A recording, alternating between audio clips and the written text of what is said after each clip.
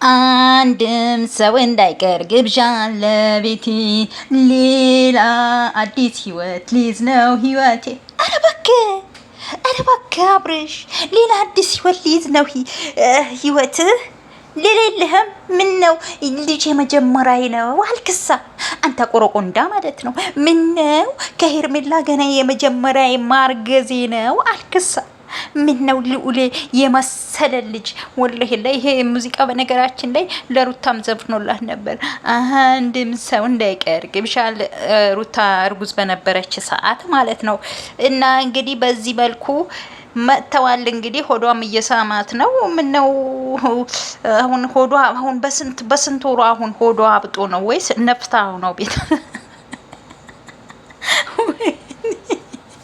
እኔ ንግግር እንዳስቀኛል።